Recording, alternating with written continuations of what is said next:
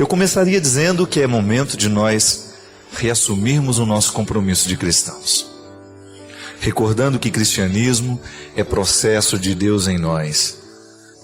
É a gente saber que nós estamos numa caminhada, que essa caminhada vai ter momentos difíceis, nós vamos ter alegrias, nós vamos ter dificuldades, mas nós não podemos desanimar dela. Não há outro jeito. Nós não temos mais como retornar, esquecer que já fomos tocados pela vida de Jesus, esquecermos o que aprendemos com Ele. É momento de evoluir.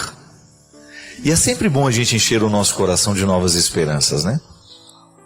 Outro dia uma criança perguntou para mim: padre, como é que eu sei que o ano velho acabou e o novo começou? E eu posso confessar para você, a primeira coisa que eu me lembrei do sinal que ele havia me pedido foram os fogos de Copacabana. Mas aquela criança me perguntava sobre um sentido mais profundo dessa história de mudar o ano, de acabar o velho e começar o novo. Lamentavelmente, eu naquele momento, o que me veio à cabeça foi uma coisa boba, que a gente sabe, né, que o ano está acabando e está começando outro, porque geralmente a gente fica ligado lá na televisão para ver se os fogos de Copacabana já começaram. Mas o que muda de um ano para o outro? Nada. Continuamos a mesma vida, não é? Essa história de mudar o tempo, de cronometrar as coisas, né? Isso faz parte do processo social. A gente não vive sem o tempo, sem um relógio no braço, sem um calendário pendurado na parede, mas a vida é a mesma. Mas é claro que dentro de nós alguma coisa pode mudar. O poeta já dizia que foi muito feliz aquele que teve essa ideia de dividir o ano, a vida, né, em dias, meses e anos. Porque assim nós temos essa sensação de que alguma coisa está terminando e que uma outra está começando. Mas é dentro de nós que o ano novo pode ser gestado. Quando você percebe que existe uma oportunidade de assumir uma nova postura, de rever a vida antiga, de estabelecer projetos, né? Metas. Nós precisamos aprender a lidar com metas. Muitas vezes as coisas não acontecem na nossa vida é porque faltam projetos. Todo bom empreendedor, todo bom empresário é aquele que trabalha com metas, com projetos. Nós precisamos estabelecer tempo para que as coisas aconteçam. Então eu quero aprender inglês este ano. Vou estabelecer um tempo para isso. Quero emagrecer. Vou estabelecer uma dieta para isso. Vou estabelecer uma disciplina para eu viver. É isso que faz o ano ser novo. Quando você, aproveitando esta oportunidade de mudar do dia 31 para o dia 1º, você aproveita essa oportunidade para inaugurar um novo tempo dentro de você.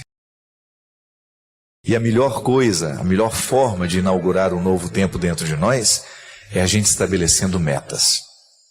De repente você vai descobrir que suas metas são muito práticas, outras nem tanto, mas você precisa ter metas. É preciso ter projetos. Nós precisamos saber aonde a gente quer chegar. Do ponto de vista profissional, do ponto de vista afetivo, quais são os projetos que nós precisamos estabelecer, onde é que nós precisamos crescer. Isso faz diferença na nossa vida, minha gente. Isso que diferencia um ser humano de todos os outros. Pode observar, a grande maioria de pessoas não tem um projeto para poder investir, pensar. É preciso a gente descobrir onde a gente tem que melhorar. Isso é importante. Saber onde é que nós precisamos colocar um pouco mais de nosso empenho. Onde é que nós precisamos reduzir, né? Onde nós precisamos retirar os excessos. Onde nós precisamos incrementar investimentos. Pessoas que às vezes são difíceis para nós.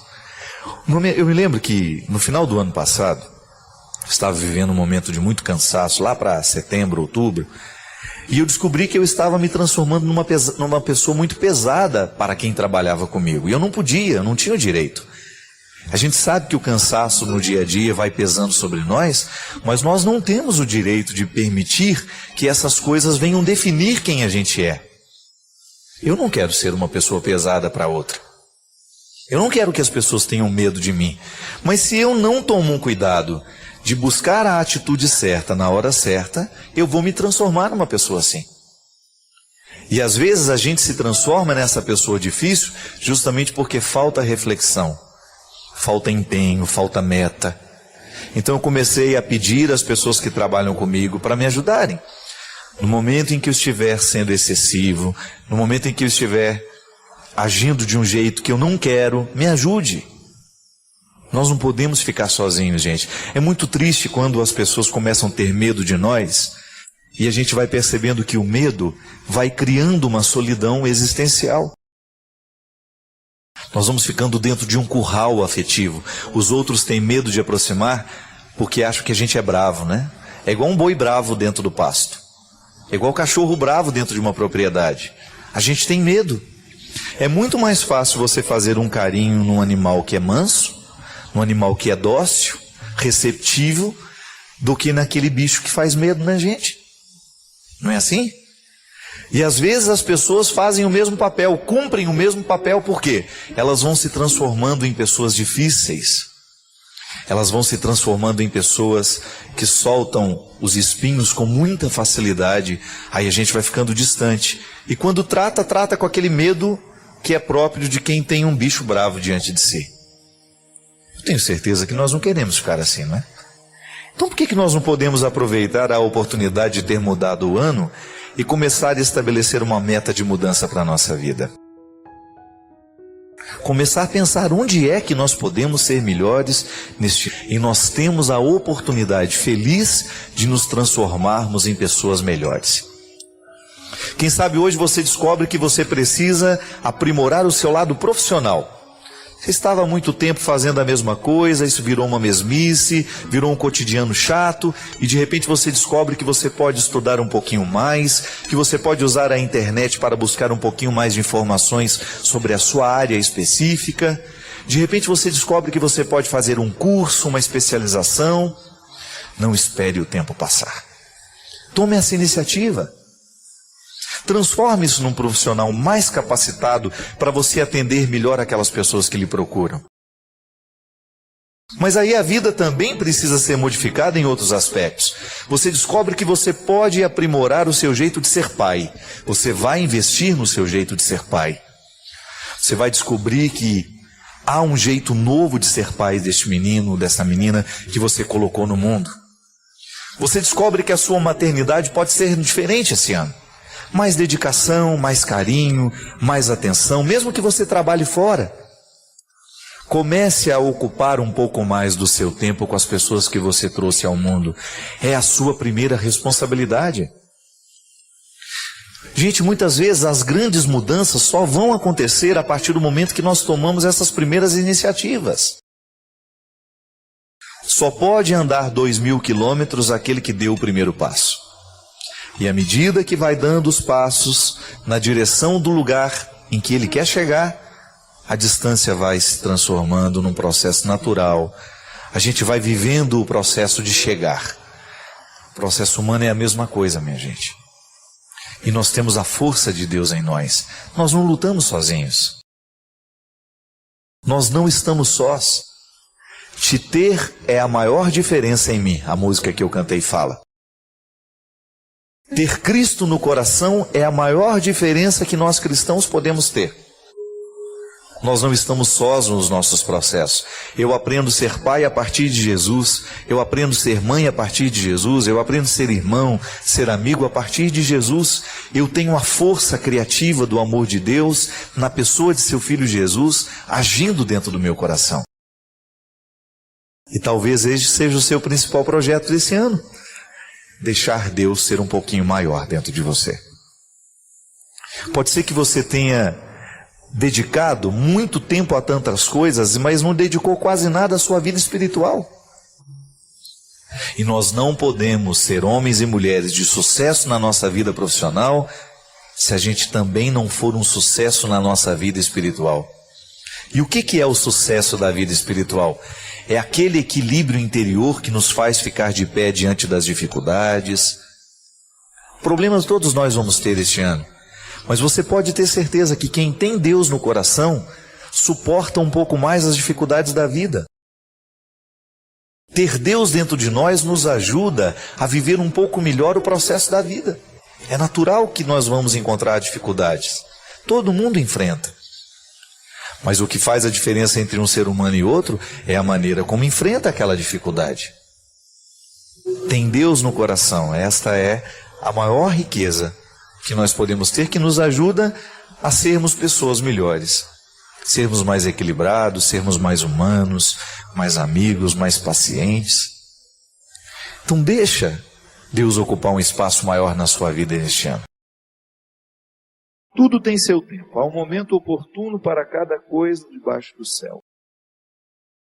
Tempo de nascer, tempo de morrer, tempo de plantar, tempo de arrancar o que foi plantado, tempo de matar, tempo de curar, tempo de destruir, tempo de construir, tempo de chorar, tempo de rir, de lamentar, de dançar, tempo de espalhar pedras e tempo de as ajuntar, tempo de abraçar e tempo de afastar-se dos braços, tempo de procurar, tempo de perder, tempo de guardar, tempo de jogar fora, tempo de rasgar e tempo de costurar, tempo de calar e tempo de falar, tempo do amor, tempo do ódio, tempo da guerra, tempo da paz. Muitas vezes nós matamos a nossa vida, ou matamos a oportunidade de viver bem, porque nós não somos capazes de fazer a leitura correta. O que o tempo está nos pedindo? Cada dia o tempo vai nos pedir alguma coisa. E é esse olhar atento que vai dando a gente essa condição, essa clareza de perceber o que de fato hoje grita pelo meu. Qual é a realidade hoje que é inadiável? Às vezes nós somos tão negligentes na percepção disso, que às vezes nós desperdiçamos um mês, um ano, 10, 20, colocando o nosso empenho numa realidade que nem era para aquele momento. E é por isso que é tão interessante a gente desenvolver a habilidade de dizer não e de dizer sim. Porque essa é uma habilidade que só a maturidade nos traz. Que às vezes, porque somos imaturos, nós não sabemos nem dizer não. Não sabemos olhar as urgências do tempo. Então a gente vive para agradar o outro. Antes de agradar o outro, você precisa perceber o que a vida está pedindo de você. Porque nem sempre aquilo que o outro, aquilo que você pode fazer para agradar o outro, está em consonância com aquilo que a vida está pedindo de você. Mesmo que para a gente crescer, nós temos que ter coragem de cortar muitas coisas. A Sagrada Escritura diz, tempo de matar, tempo de fazer nascer. Tudo depende da percepção para olhar o momento presente e descobrir o que de fato merece o nosso empenho. Quantas vezes eu na minha vida me empenhei no lugar errado, na questão errada.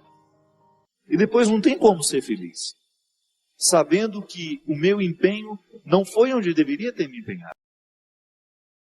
Não há possibilidade de eu me sentir realizado, de sentir-me bem com as minhas escolhas. Porque o que vai fazer com que eu me sinta bem é olhar para o contexto das minhas escolhas e ficar confortável com aquilo que foi escolhido.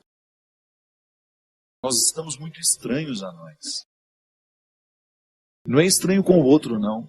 É estranho a nós mesmos. Eu preciso colocar alma em tudo aquilo que sou eu. Até na casa onde eu moro.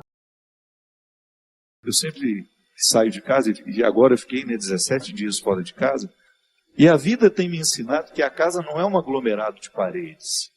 A casa é um sentimento que me ocorre.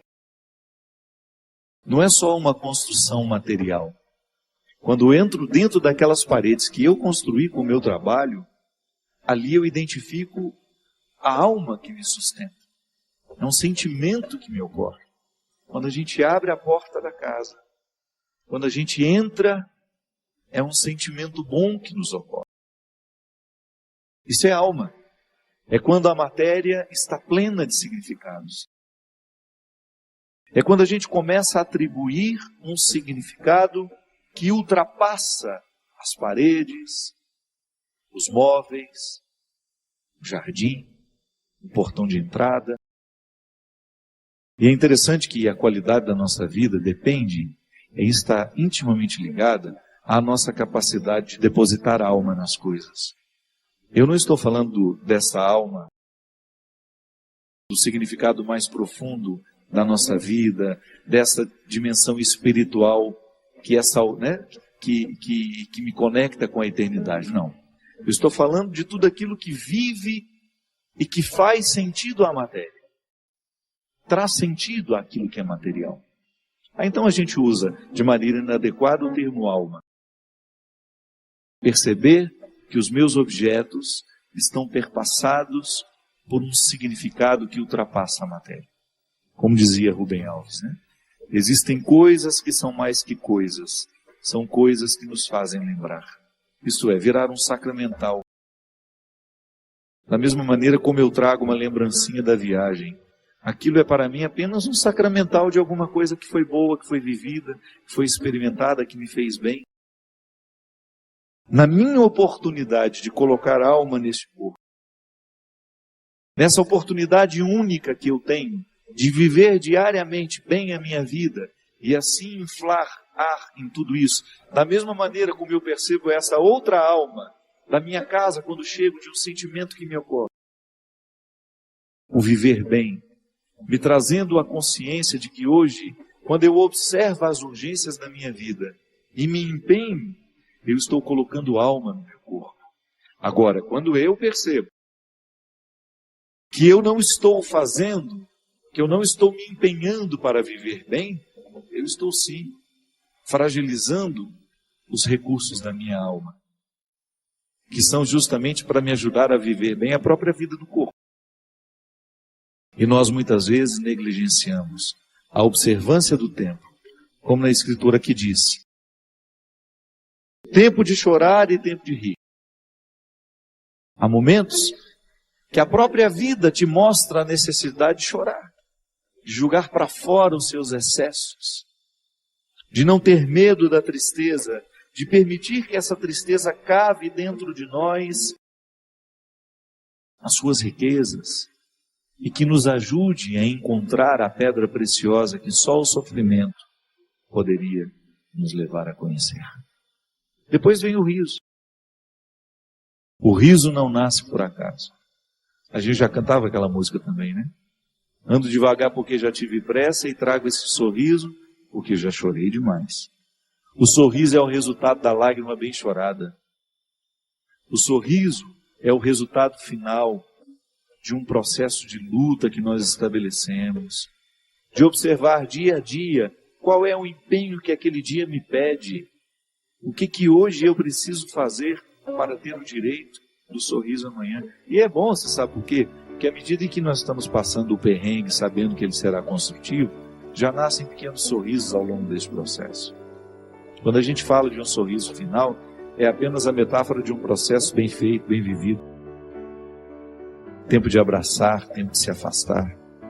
Quanto sofrimento, né? Em perceber o distanciamento como necessário ao crescimento do outro. É aquele filho que vai embora para estudar. Não dá para reter filhos. Por isso que é tempo de abraçar, é tempo de cuidar, é tempo de estar junto. E vai chegar um momento em que esse afastamento será necessário para o próprio curso da vida. Depois volta. Mas no primeiro momento a gente precisa do distanciamento. É a urgência do dia. Chegou a época, é preciso estudar. É preciso buscar um futuro fora daqui. Quando nós observamos o movimento do tempo e as suas urgências, a gente entra dentro do contexto de uma sabedoria irrenunciável à nossa realização humana. Tempo de rasgar, tempo de costurar. Se a gente não tem coragem, muitas vezes, de rasgar algumas realidades, depois jamais conseguiremos viver a libertação dela. Muitas vezes, nós lamentamos perder, quando na verdade a gente vai observar aquilo que a gente perdeu, não foi perda, foi libertação. Quantos relacionamentos precisam ser rasgados para que depois eles sejam costurados do jeito certo? Fazer cair por terra todas as ilusões que nós temos do outro, ou todas as pretensões que nós julgamos em cima do outro. Não. O outro não tem que corresponder às minhas expectativas. O outro tem que ser ele. Nós precisamos viver o enfrentamento. O enfrentamento que depois vai provocar uma libertação em nós. A vida sempre vai pedir de nós calma, paciência, porque com pressa nós passamos por cima de todas essas necessidades e não somos capazes de reconhecê-las. Que às vezes a vida não está dando certo, é porque você nem sabe exatamente o que você está precisando. Às vezes nós ficamos tão aflitos, tão angustiados, e não sabemos por quê. Faltou chegar ao ponto-chave, onde de fato está iniciando o conflito. Paciência, né? A gente não tem paciência nem para descobrir o que está nos angustiando. É a nossa pressa, é a vida estranha que nós vamos viver.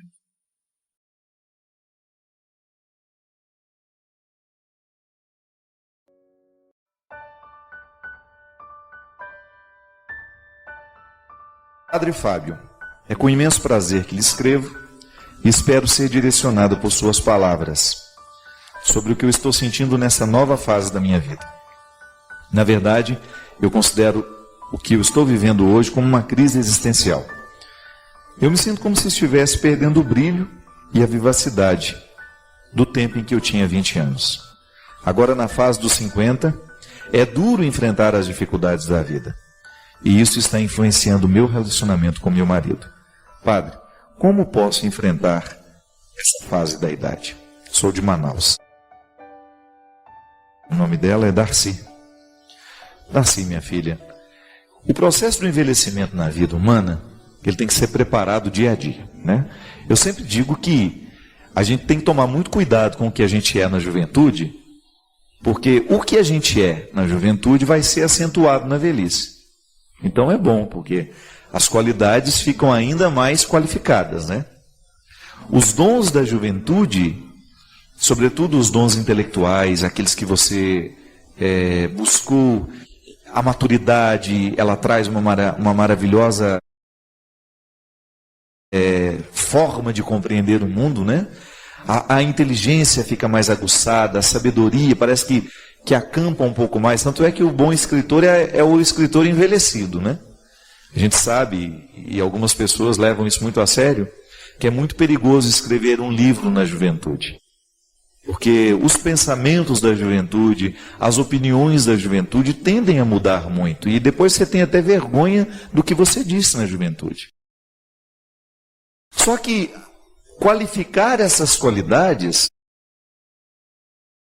a gente precisa tomar cuidado para que na administração do tempo que passa, nós tenhamos condições de fazer o que é bom, ficar melhor ainda, mas a gente precisa tomar muito cuidado para o avesso que também acontece, que é justamente os defeitos da juventude vão ficar todos muito acentuados na velhice. Então, olhe para você como você é hoje. Se você já é uma pessoa difícil, prepare-se para lutar com você, não contra você, é com você. Prepare-se para essa luta, para você diminuir cada vez mais o que é pesado para você agora, do seu jeito de ser, dar um jeito de livrar-se dos seus excessos, de tudo aquilo que lhe prejudica como pessoa, porque isso sem dúvida vai custar muito caro na velhice. Eu não sei se o que você chama de crise existencial, Darcy, seja essa incapacidade de administrar os defeitos que hoje pesam um pouco mais. As inseguranças, que são próprias da vida, né? A gente sabe que a velhice, ela vai nos colocando num ciclo muito semelhante à infância. As inseguranças que são próprias do início da vida, elas estão todas lá no final. Eu até tenho uma personagem no meu livro, Mulheres de Aço e de Flores, que ela fala justamente isso. Eu ando necessitada das mesmas coisas que os recém-nascidos, só não tem coragem de pedir. Não é assim? Você não encontra muitas vezes pessoas de idade necessitadas das mesmas coisas que os recém-nascidos. Só que elas não têm coragem de pedir. Eu vejo isso na minha velhinha lá em casa. Como ela está mais frágil, está mais insegura, situações que ela antes sabia administrar um pouco melhor sozinha, já não sabe mais. Então esse assessoramento a gente precisa dar.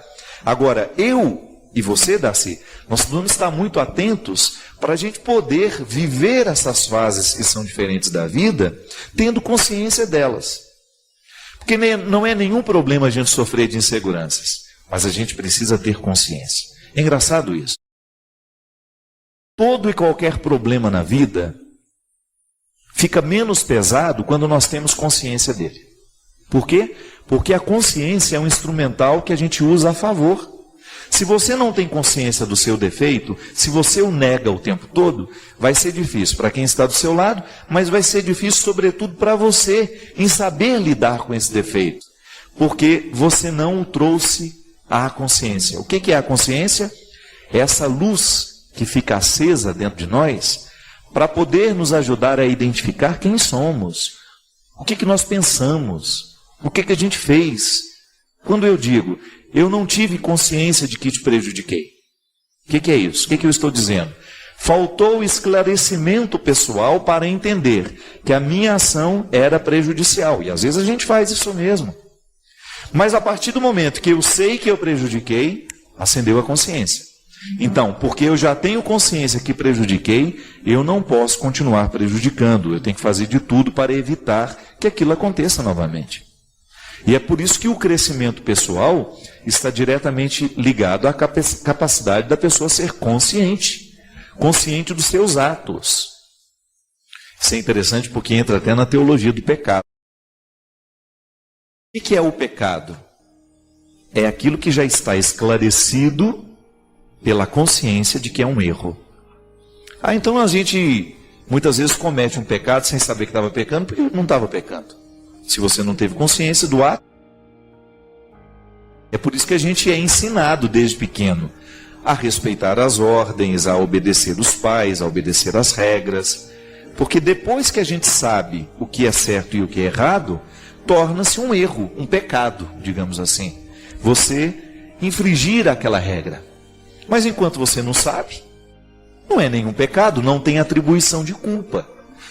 Pode até ter atribuição de responsabilidade, mas a partir do momento que você sabe que você vai ter que agir diferente, porque antes você tinha o desconhecimento.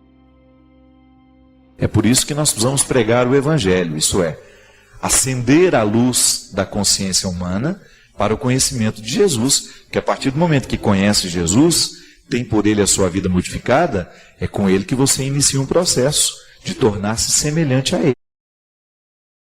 Então o que a gente precisa fazer, Darcy, é tomar consciência de cada fase nova da nossa vida, olhar para esse tempo novo, que você não é uma velha, você está com 50 anos, você ainda tem muitas coisas boas para fazer, e você precisa abrir as portas deste novo tempo para aproveitar e viver bem cada fase dessa vida. Porque onde é que está a angústia? É quando a pessoa está nos 50 anos querendo viver as realidades que ela deveria ter vivido aos 30. Pode até viver alguma coisa que você não quis viver aos 30, mas cuidado para não se impor um fardo que aos 50 você já não tem mais condições de carregar. Essa fase da vida vai exigir de você uma postura que talvez você não tivesse que ter quando você tinha 30. Então essa sabedoria de identificar o que é próprio de cada tempo nos ajuda demais na administração do resultado final da vida. Agora na segunda-feira, inclusive eu quero agradecer todas as pessoas que estiveram comigo lá em São Paulo, na Livraria Cultura, no lançamento do meu livro. Eu tive uma oportunidade muito interessante lá, uma senhora chegou, ela virou e falou assim: padre, hoje eu vim aqui pegar o seu autógrafo e comemorar a minha aposentadoria, saiu hoje. E ela brincou comigo, né?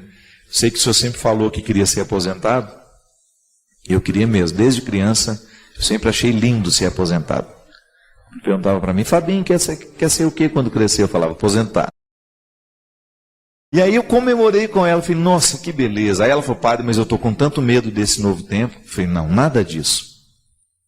Aproveite para ler todos os livros que você não pôde ler. Aproveite para fazer os cursos que você não pôde fazer. Aproveite para fazer as viagens que você não teve condições. Mesmo que não tenha muito dinheiro, faz uma economiazinha, parcela em 30 vezes, mas vai realizar os seus sonhos. Se você tem a oportunidade agora, está com os filhos todos criados, não tem mais obrigação direta, vai viver bem a sua vida. Aproveite bem esse tempo. Não se desperdice. Mas eu tenho que ajudar o meu filho, é isso, aquilo. Ajude na medida. Não viva a vida dele. Vá viver a fase da sua vida. Porque isso é fundamental, gente. Nós não teremos outra oportunidade. Viver bem o dia de hoje é uma questão de responsabilidade. Seja fiel à fase da sua vida. Se é uma fase para estudar, estude. Se é uma fase para trabalhar, trabalhe. Se é uma fase para descansar, descanse. Isso a gente vive até no dia, né? Eu sou muito honesto. Se eu tenho 2 horas para descansar, eu vou descansar. Porque eu sei que meu dia a dia não é brincadeira. É uma questão de viver bem as fases do meu dia. É o que a gente precisa, é uma disciplina. E Darcy, não tenha medo, minha filha. Aos 50 anos você ainda tem muita coisa pela frente. Não tem que viver essa ansiedade. Substitua a ansiedade por consciência. Ilumine o seu coração, ilumine a sua cabeça para que você tenha condições de olhar para cada dia, sem ansiedades. O que hoje eu posso fazer nessa fase da minha vida? O que hoje eu posso realizar? Ocupar a nossa cabeça, minha gente, de coisas boas é uma forma muito eficaz de evitar a depressão, a angústia desnecessária, a ansiedade. Porque o diabo acampa na mente. Padre Fábio, queria saber qual é a posição da igreja sobre essas pessoas que se dizem sensitivas, que falam com os mortos, que conversam com o além. O senhor poderia explicar se isso é verdade? Porque tem programas em outras emissoras que mostram pessoas que tiveram contatos com entes falecidos. A minha posição sobre esse assunto é muito neutra. Eu prefiro seguir os mandamentos da minha religião, que é católica. Então siga, minha filha. Siga, porque eu confesso para você que às vezes eu também fico assustado com a capacidade que algumas pessoas têm de manipular até a eternidade, né? Outro dia eu também vi um programa na televisão que estavam mostrando vídeos de fantasmas. Mas eu achei aquilo de uma imbecilidade tão grande, né? Porque, você imaginou? Uma pessoa perder tempo para ir para a televisão, para ficar analisando vídeos de fantasma, isso é verdade, aquele leão morto. Eu me lembro que a pessoa falava assim que tinha que lavar a casa de azul, né? Que o azul espanta os diabos, o encosto. Pelo amor de Deus. Acho que a vida tem coisas tão mais urgentes para a gente ficar pensando, não é verdade? A fé cristã, não acredita que nós possamos nos comunicar com os mortos. A comunhão dos santos sugere coisas muito mais nobres do que isso. Então, muitas vezes as pessoas entram nessas histórias porque estão fragilizadas. E a gente sabe, a parapsicologia explica muitas coisas. Eu me recordo de um curso que eu fiz com o Padre Quevedo. Ele nos mostrava o quanto que algumas pessoas têm o poder. Isso é poder cerebral, isso não é sobrenatural, né? Que nós usamos muito pouco da nossa capacidade cerebral. Então a pessoa ela tem uma sensibilidade tão grande, isso pode ser chamado de sensitivo, né? Ela tem uma sensibilidade tão grande que ela é capaz de entrar na cabeça da pessoa que está diante dela, conhecer a letra daquele ente querido que ela perdeu e escrever com a letra tal qual aquela pessoa. Digamos, a mãe está diante de mim, eu sou o sensitivo. Digamos assim, vou dar o exemplo. A mãe perdeu um filho. A minha capacidade cerebral é tão aguda que eu entro dentro do pensamento daquela mulher, através de nomes específicos lá que o Padre Quevedo sabe dar, eu não sei. E ela é capaz de conhecer a letra do menino que morreu. E esta que tem a sensibilidade escreve com a letra. Como muitas vezes essas pessoas são simples, minha gente, não tem nem o conhecimento da parapsicologia, o que elas vão dizer? Que isso é um dom de contato com os mortos. E isso muitas vezes não é nada mais, nada menos do que um cérebro mais evoluído. Isso, o Padre Quevedo mostrava isso, dentro dos cursos que ele dava. A capacidade que ele tem de mover um objeto de lugar, mostrava vídeos mesmo. Só que quando as pessoas simples pegam esses vídeos, não têm conhecimento da parapsicologia, o que vai entender? Isso é um fantasma, isso é isso, isso é aquilo. Mas a vida é muito mais do que... A vida é boa demais para a gente ficar perdendo tempo com essas coisas, não é verdade? Eu, particularmente, não gostaria de ficar sabendo nada lá do outro lado, porque vai tirar a minha espera. Não é?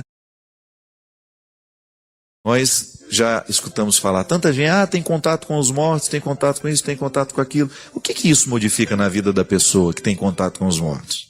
Né? Vamos viver bem a nossa vida, a nossa fé não nos permite crer assim. Você pode até respeitar o outro que crê diferente, mas se você é católica e não sente necessidade de acreditar nisso, você está num caminho muito correto, né? Não vamos ficar perdendo tempo em ficar querendo descobrir o como é do outro lado, se a gente ainda nem aprendeu como é que é esse lado de cá, né? Então, antes da gente se preocupar demais com o que vai ser depois da morte, vamos preocupar um pouco mais como é que pode ser a nossa vida. Isso sim agrada. O Christian estava dando um exemplo de algumas coisas que ele viu também, que ele que ele considera milagres, né? E ele estava perguntando, padre, quando é que a gente sabe, né, que isso é milagre ou isso é força da mente? Isso aqui é muito interessante. O Padre Quevedo é um homem que estudou muito a parapsicologia.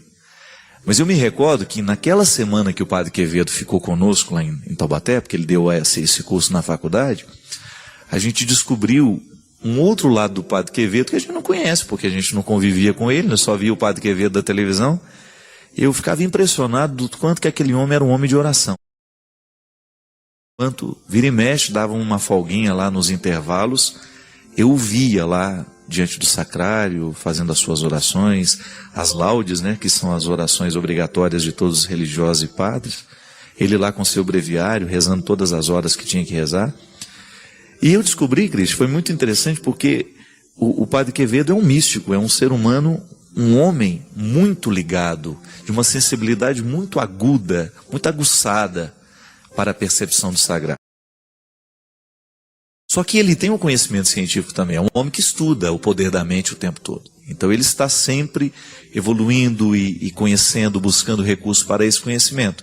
Mas ele, da mesma maneira, com a mesma intensidade que ele busca esse conhecimento teórico, né, sobre a mente humana, ele também mergulha na sua experiência de Deus. Ele é um padre.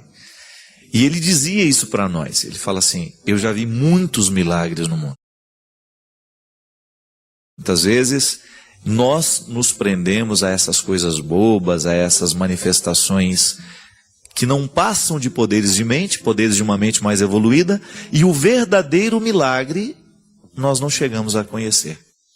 Um exemplo disso ele disse que uma das coisas mais bonitas que ele viu na vida, que a ciência jamais conseguiu explicar, por mais que tentasse, até mesmo a NASA, né, com todas as suas pesquisas, é justamente a imagem de Guadalupe, a imagem de Nossa Senhora de Guadalupe.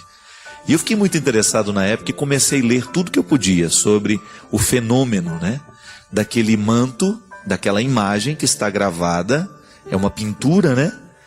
Mas o que é mais interessante naquilo lá, e o Padre Quevedo dizia para nós, aquelas cores que você vê na imagem de Nossa Senhora que está ali, que foi justamente o índio, né, que estava levando as flores no tempo de inverno, né? O bispo queria, né? Então tá bom. Se essa virgem que está lhe pedindo para construir o santuário, ela verdadeiramente quiser que este santuário seja construído, porque o bispo duvidava do índio, fale para ela mandar para nós então um sinal. E era um tempo de inverno naquela região, ele vem, traz flores para o bispo, naquele manto. E o mais bonito é que, quando ele abre o manto para jogar as flores, ele não sabia que aquela imagem estava gravada. Tem aquela imagem, então, que ele também se surpreende. E o interessante, minha gente, que já foram feitas pesquisas na tintura da imagem de Guadalupe, que é aquela que está exposta lá em Guadalajara, no México. Aquela tinta, ela não pertence nem ao reino mineral, nem ao vegetal, nem ao animal. É uma tinta que está ali, mas ela é como se ela não existisse.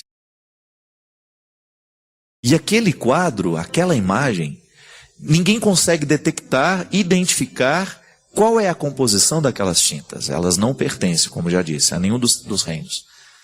E aí você tem um fenômeno ainda mais interessante, porque quando a NASA começou a identificar, a estudar aquele quadro, começaram a radiografar inúmeras vezes, multiplicar aquilo para tentar chegar à origem daquela tinta, como é que essa pintura está aí, né?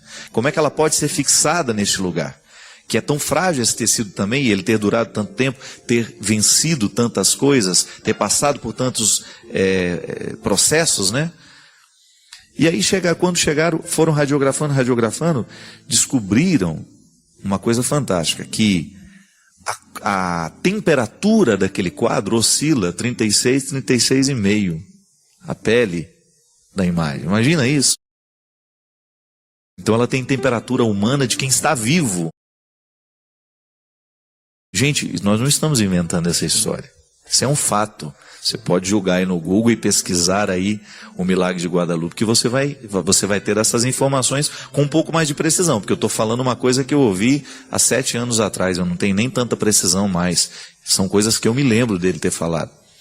E depois, quando começaram a fotografar os olhos da Nossa Senhora, descobriram que dentro da pupila dilata no momento que joga a luz naquilo. Como se estivesse um olho vivo ali. E o mais interessante, na retina daquela, imagina isso, vai aumentando, na retina daquela imagem, porque você sabe que o que você está enxergando fica projetado na sua retina, né? É um processo que eu também não sei entender, mas é mais ou menos assim. Você está dentro dos meus olhos, né? Ou eu estou dentro dos seus, uma coisa assim. E conseguir identificar que na retina, na pupila ali daquele olho, existe a imagem de um bispo assustado olhando. Imagina isso. Aí o padre Quevedo, ele conta essa história, ele se emociona muito, porque ele tem um carinho muito grande por esse fenômeno de Guadalupe. E ele sabe detalhes. Se você um dia tiver a oportunidade de ouvi-lo, ouça a maneira, a riqueza de detalhes que ele tem como cientista, como homem que estuda, a riqueza de detalhes que ele tem desse manto, dessa imagem, desse quadro. Então veja bem, aí ele sempre diz isso, né? Olha, são muitos os milagres que existem, mas nós ficamos sem conhecê-los. E nós corremos atrás de banalidades, de coisas bobas, de coisas ridículas muitas vezes.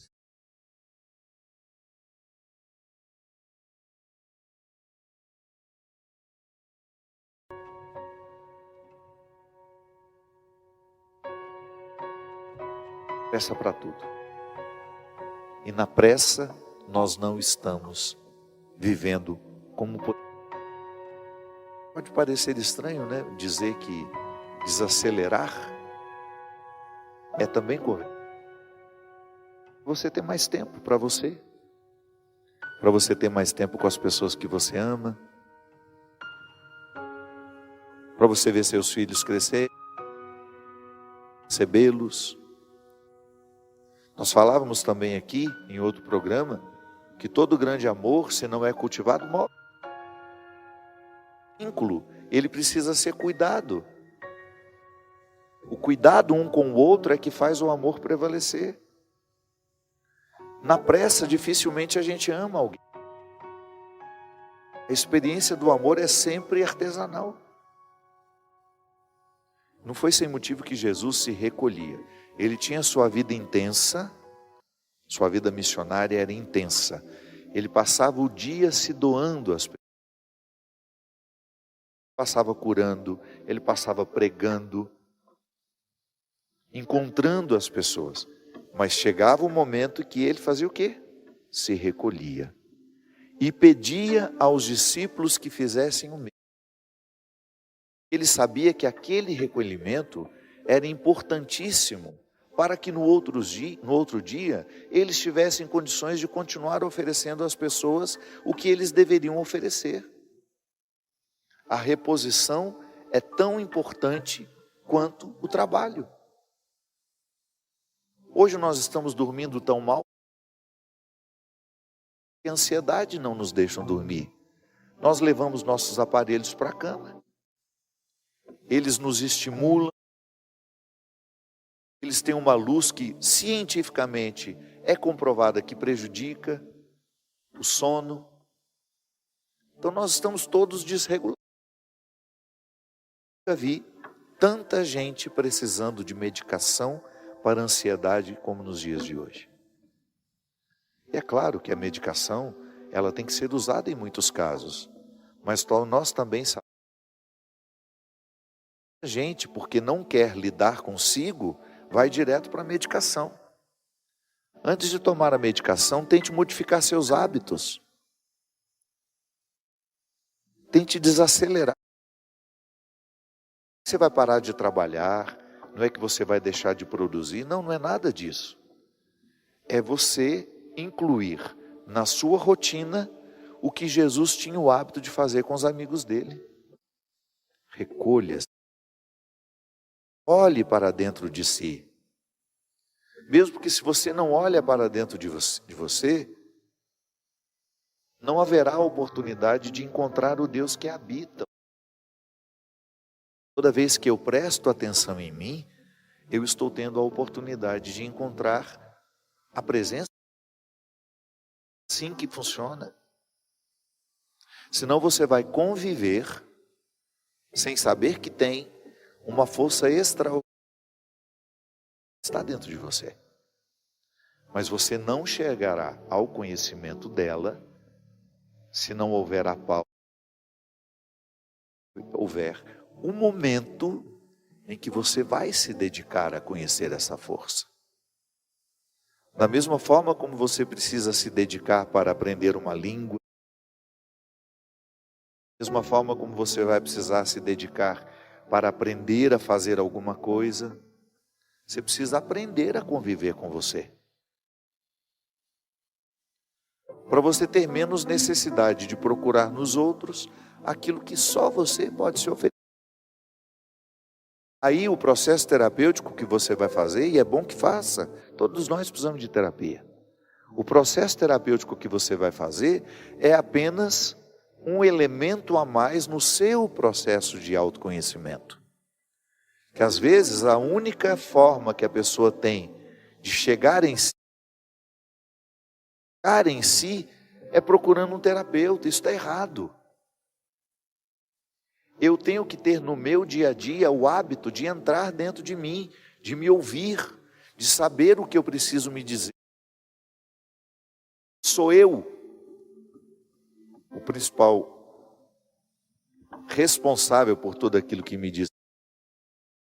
Então lá na terapia, o meu terapeuta vai funcionar como um auxílio ao meu autoconhecimento. Mas eu preciso ser o Senhor do autoconhecimento. E quanto mais eu mergulhar em mim, muito mais eu vou mergulhar. É o mesmo processo. Não são dois caminhos. Eu digo isso sempre. Não são dois caminhos. Um que me faça chegar a Deus e um outro que me faça chegar em mim. Não, é o mesmo. Chego em mim, chego em Deus. Quando chego em Deus, chego em mim. E quando encontro essa presença dentro de mim, tem despertar da força dela.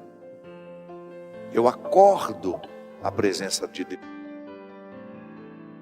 Voltamos aqui agora ao primeiro programa do mês, quando nós falávamos da importância de acordar o Deus que nos habita. Desperta, tu que dormes.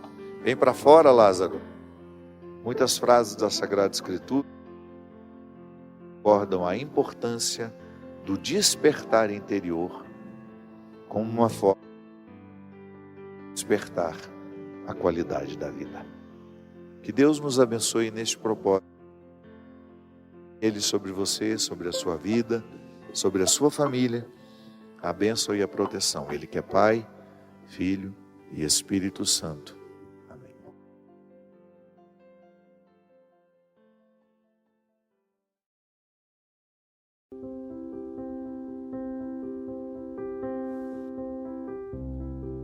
Essa semana eu estava pensando, sabe? Um dos maiores desafios que nós precisamos viver na vida, além dos muitos que a gente tem, é a gente ser honesto com a gente mesmo. Olha, você enfrentar a desonestidade do outro com você é até suportável. E a gente pode até vencer. Depois que você quebra o poder daquela desonestidade, que você reestabelece a ordem, você pode até crescer a partir daquilo. Agora, a partir do momento que você é desonesto com você mesmo, existe muito poucas possibilidades de você superar. Porque esta desonestidade, ela vai alimentando um jeito de ser. Porque o outro, ao ser desonesto comigo, eu olho nos olhos e eu digo para ele umas verdades e eu volto a harmonizar o meu coração. Agora, quando a desonestidade está dentro de mim mesmo, aí não tem como. Eu preciso ser muito sincero comigo mesmo, com o meu processo, com as minhas escolhas, com aquilo que eu estou permitindo que entre na minha vida ou não. Nisso depende a minha honestidade com o meu processo humano. Dessas contradições que eu estou dizendo. Você conhece as suas contradições. Você sabe onde é que aperta a pedra no seu sapato. Você sabe onde é que está a sua fragilidade, onde é que está a parede frágil da sua casa, da sua vida. Onde é que está a trinca que precisa de reforço? Agora, se você for desonesto, fingir que não sabe, fingir que não viu, e começar a protelar essa mudança para o ano que vem e para a semana que vem, você não vai chegar ao resultado que você merece. Porque vai faltar desonestidade nesse processo. Talvez seja por isso, minha gente, Jesus tinha uma facilidade muito grande de olhar nos olhos dos miseráveis e desejá-los, querer que eles estivessem ao lado dele. Por causa disso, pode ser que no miserável, assumido, ele encontre mais honestidade do que naquele aparentemente santo, mas hipócrita. E é esta miséria que nós precisamos saber reconhecer. A gente descobrir que na fragilidade do nosso coração, há uma predileção de Deus por nós. Deus prefere a minha fragilidade, mas não para que eu fique frágil a vida inteira, para que eu fique resmungando, não. É porque no momento em que eu sou frágil, eu tenho a possibilidade de ser honesto com essa fragilidade. E ao reconhecer-me frágil, então eu estou dando a Deus uma chance de trabalhar em mim. Diferente de quando eu não assumo, de quando eu nego. É igual quando a gente erra, né? A melhor coisa é você correr e falar, olha, errei mesmo, fui eu que fiz, fui eu que quebrei, fui eu quem falei. A bobagem foi eu que fiz, e você já começa a estabelecer a ordem, do que você ficar fugindo e negando. Quantas vezes as soluções não chegam na nossa vida, é justamente porque faltou coragem de assumir que erramos. Tão bonito, né? De vez em quando a gente pegar o telefone, ou então bater lá na porta e olha, desculpa, eu errei. Eu não queria errar, mas errei. A gente assumir a nossa fragilidade, a gente assumir o nosso erro, é um passo importantíssimo para o nosso sucesso. Assumir que a gente não sabe quantas coisas na nossa vida nós deixamos de aprender, porque a gente ficou calado, a gente não perguntou. A gente ouviu a palavra difícil, a gente fingiu que entendeu. A gente ouviu o texto difícil, a gente fingiu que entendeu, porque a gente teve medo, a gente teve vergonha de mostrar a nossa fragilidade, a gente teve medo de mostrar que não sabia. Quantas vezes na nossa vida nós deixamos de aprender, nós deixamos de crescer, porque nos faltou coragem de olhar nos olhos e dizer, eu não entendi, professor. Não entendi, meu amigo, me explica de novo. Essa simplicidade, sabe, de a gente ser capaz, olha, não tenho medo de que você me ache ignorante, mas eu não sei, eu não entendi. A nossa capacidade de sermos honestos mesmo, isso nos qualifica tanto como pessoas, minha. Quando a gente tem coragem de ser honesto, eu não dou conta, eu não sei. Então, a partir do momento que eu assumo que eu não sei, que eu não dou conta, eu dou ao outro a possibilidade de me ajudar a saber e a dar conta também. Para isso servem as pessoas que nos amam, né? E é muito bom a gente cultivar pessoas que nos amem de verdade, porque estas pessoas estarão sempre prontas para nos ajudarem, para nos ajudar a ir além, a quebrar a força opressora muitas vezes do limite sobre a nossa vida. Só que é preciso a gente ter a simplicidade de até querer o amor do outro, né? Porque muitas vezes o nosso orgulho vai crescendo tanto dentro de nós que a gente vai ficando incapazes até mesmo de receber o amor do outro, porque a gente se sente pronto demais, quando na verdade tem uma fragilidade imensa ali dentro. Já dizia o velho professor lá de Porto Alegre, que eu escutei uma vez e nunca mais me esqueci. Velho não, ele era um homem até muito novo, numa formatura de medicina. Ele dizia: quanto maior, quanto mais pesada a armadura de um soldado, maior é a fragilidade daquele que está lá dentro. É verdade. Quanto maior é a nossa fragilidade, parece que maior é a nossa incapacidade de assumir isso. Aí a gente vai se revestindo de uma agressividade horrorosa que não vai deixando as pessoas se aproximarem de nós. Pode observar. Recorde-se agora da pessoa mais agressiva que você conhece, a mais difícil do seu convívio, e vá dormir com essa certeza: é a mais frágil de todas. Aquela muito brava, aquela que grita demais, aquela que tem solução para tudo, aquela que está sempre pronta. Cuidado, porque às vezes isso é apenas um jeito de embrulhar a fragilidade num papel bonito, num presente bonito, mas que lá dentro é simples, é pequenininho. Eu me lembro uma vez, quando eu era pequeno, não tinha dinheiro para nada, era pobre igual um rato, né? Eu comprei, sabe essas revistinhas que vende produto? Comprei um presentinho para minha mãe, que era Dia das Mães. Eu me lembro direitinho, gente. Era um calhambequezinho de metal. Uma das coisas mais feias que eu já vi na minha vida. E aí eu comprei aquilo olhando na revista, né? Mas olhando na revista é bonito, né? E nem sabia que era tão pequenininho daquele jeito. Mas na hora que chegou, e chegou um dia antes do Dia das Mães. Aí eu com aquela coisa miudinha, sabe? Eu não sabia o que fazer com aquilo. Eu falei: meu Deus, como é que eu vou entregar isso para a dona Ana, né? E eu muito esperto já, peguei coloquei ele, cabia dentro de uma caixinha desse tamanho. E aí eu fui fazendo embrulho, coisa de pobre mesmo, né? Pobre adora guardar aquele papel de presente debaixo do colchão, né? Ganha o presente, não joga o papel fora, né? Porque um dia a gente vai precisar. Lá em casa era assim. Você levantava os colchões das camas, o que tinha de papel de presente guardado, gente, que aquilo tinha 10 anos que estava ali, a gente achava que ainda ia precisar. Aí eu peguei todos os papéis de presente que tinha em casa e fui embrulhando. O presente de verdade mesmo estava dentro de uma caixinha pequenininha, e depois foi criando até que ficou uma caixa imensa. Aí na hora que entreguei para minha mãe abriu um sorriso imenso, né? Ela deve ter pensado: nossa, que presentão, né? Mas foi abrindo, e eu vi que ela foi ficando decepcionada, né? Abri a caixa, não tinha nada, tinha uma outra lá dentro. Abri a caixa, não tinha nada, e foi abrindo, até que chegou. E na hora que ela abriu, que ela viu o calhambequezinho, ela pegou e falou assim: era isso, meu filho? Como quem diz, né? Será que não se perdeu no meio disso tudo, né? E eu já corri para o quarto chorando, né? Porque ela não entendeu nada. Ela não foi simbólica, ela foi prática.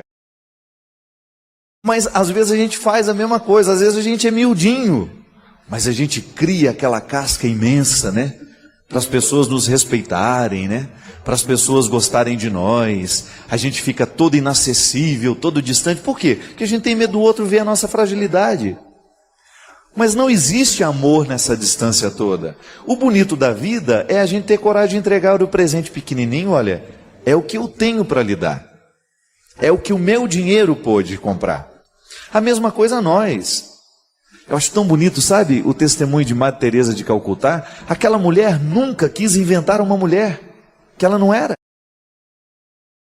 Você olhava para aquela mulher e você via uma fragilidade. Só que ali estava a contradição bem resolvida. De frágil aquela mulher não tinha nada. Era só o aspecto.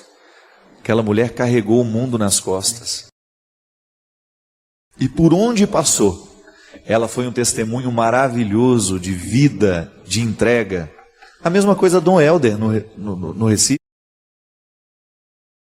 Aquele homem mirradinho, pequenininho, mas que foi imenso no seu testemunho, na sua luta, na sua vida. Irmã Dulce, na Bahia, olhava para aquela mulher, era a fragilidade em pessoa, sem medo, sem medo de mostrar, não, revelando-se ao mundo como frágil, mas ao mesmo tempo toda encorajada para ser grande. É o que a gente precisa.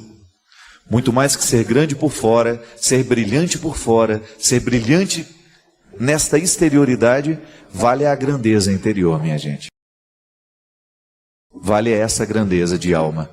Porque a gente só vai crescer à medida em que a gente souber resolver essa contradição nossa.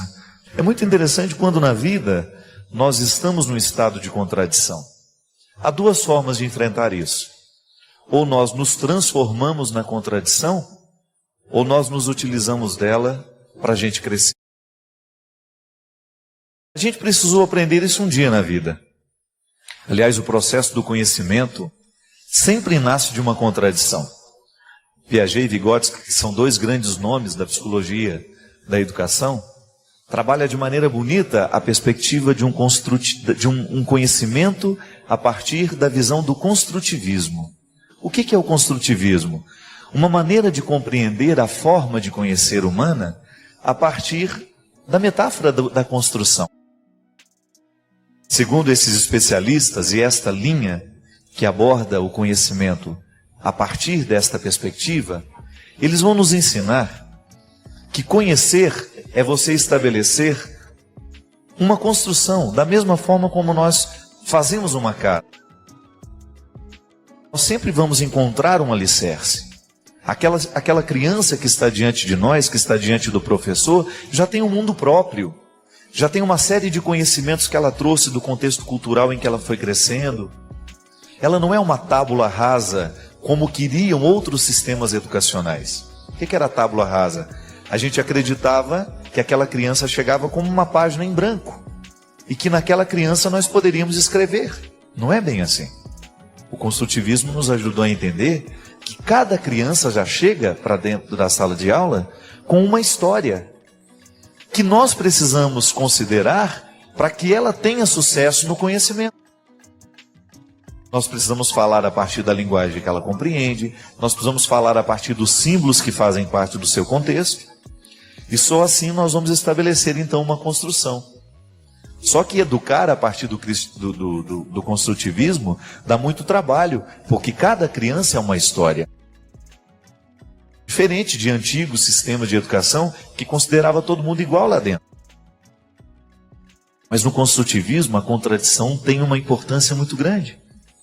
Porque o que é a contradição?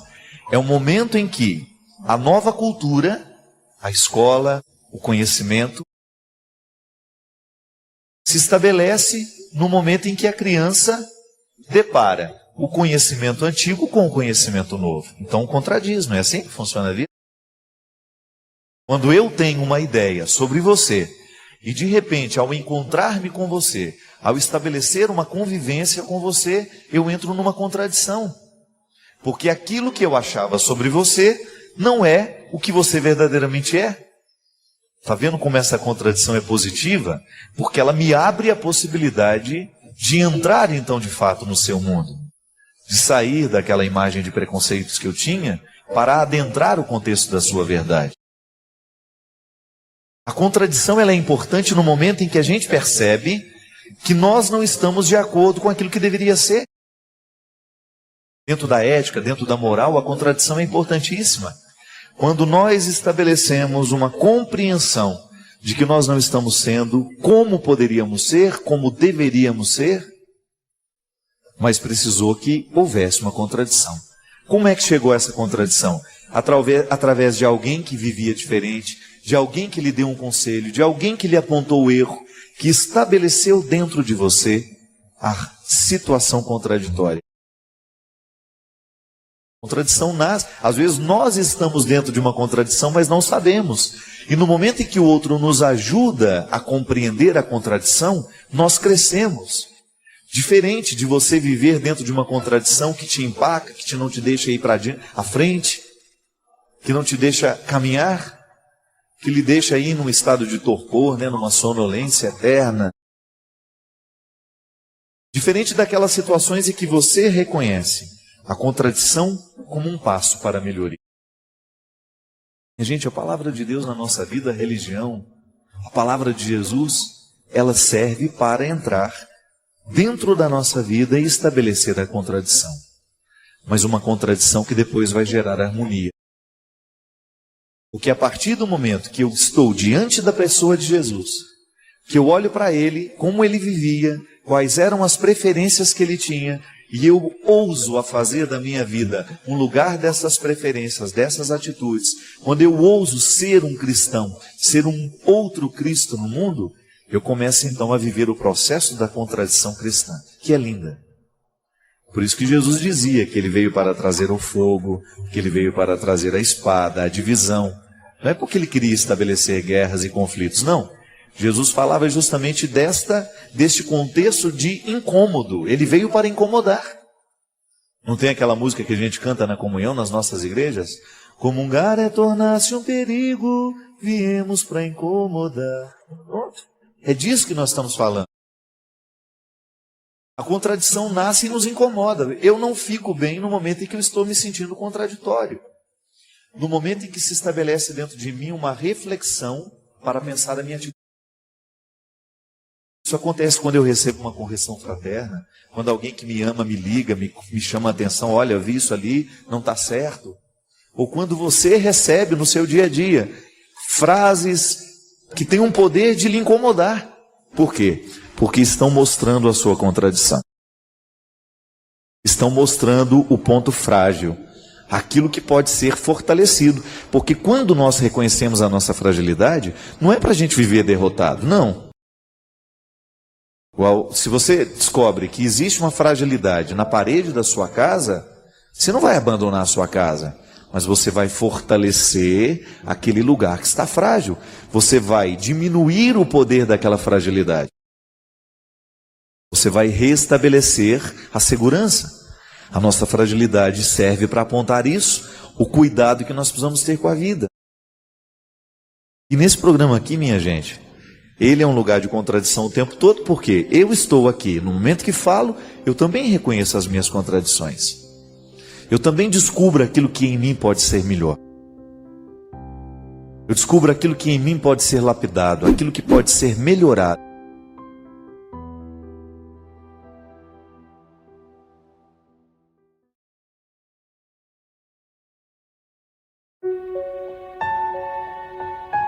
Deixe seu like, inscreva-se e compartilhe para fortalecer o canal. Inscreva seus pedidos de orações nos comentários.